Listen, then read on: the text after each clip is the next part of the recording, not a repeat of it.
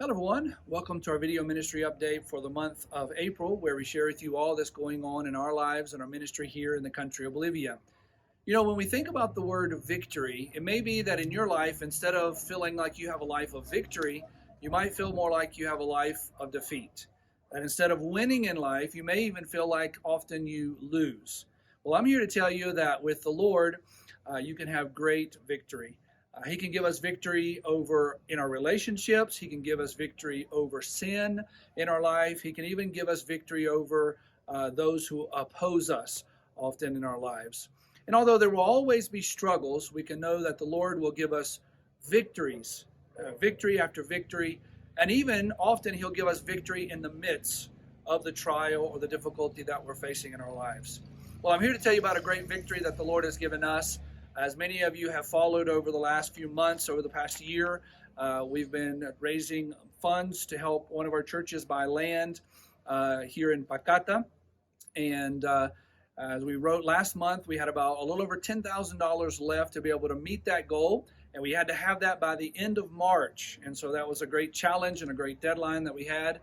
And so we praise the Lord that 2 offerings came in right at the last there and helped us to make it to our goal, to be able to have the money that we need to be able to purchase the land that you can see here behind us. And so the Lord gave us a great victory in that, and now we're just finalizing up, signing the last papers, and then we'll begin the process of doing the transition for the land that we'll be able to use for the church. And so we praise the Lord for you, for praying for us during this time. Thank you to all those who have given. It's just been a tremendous blessing for us in the church here. They've already been able to have a couple of services here on the land, an anniversary service that they had last month. And so we praise the Lord for that. Just wanted to mention that maybe you were still thinking about giving or helping this church. If you were, or you still would like to give, obviously you can see here behind us that it's pretty much empty. And so they still have a long road ahead of them to be able to build. Their goal is to build just a basic shelter to start out, to begin to have services here.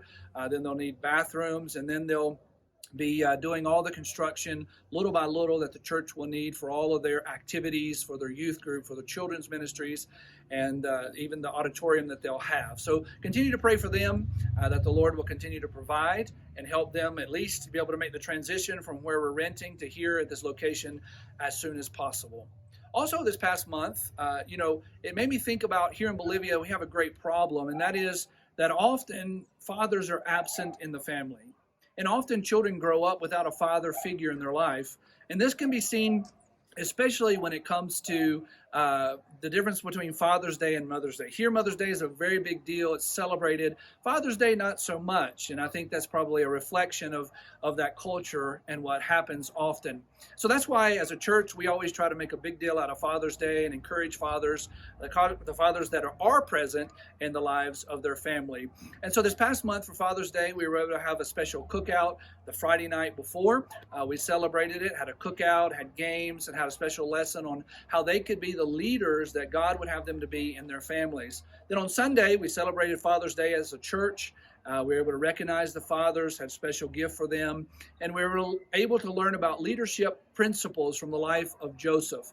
And so we're thankful that in those 2 services that we were able to see several visitors and the fathers that were really encouraged during that time. So we praise the Lord for that. I ask you to pray for especially those who visited, that we'll be able to maybe see them get saved, see them become part of the church there.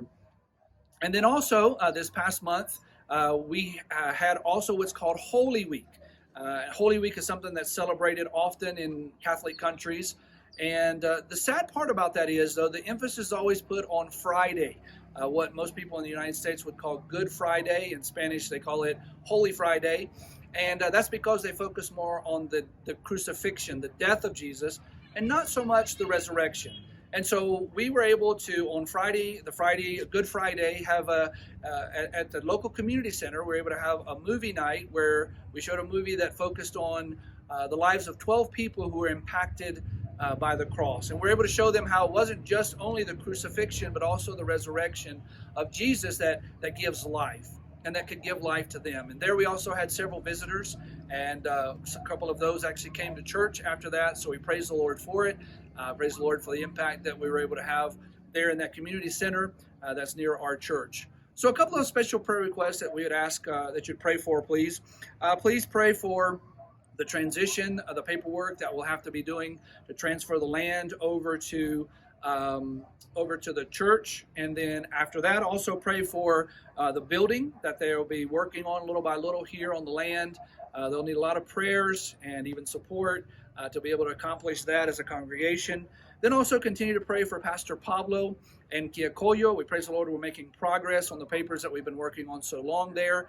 So hopefully in the coming weeks and months, we'll be able to see them make progress and hopefully be able to advance to be able to start building on the property there for them. They're also already having services on their land there.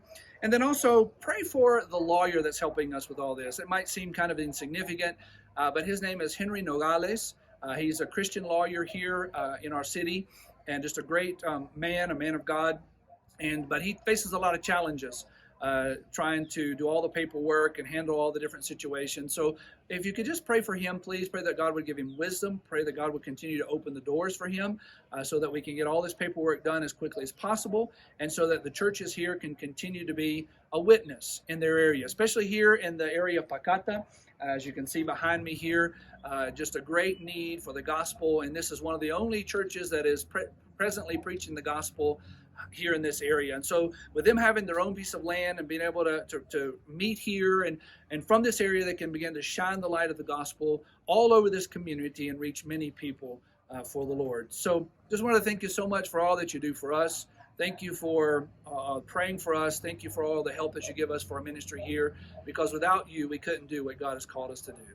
So thank you and God bless.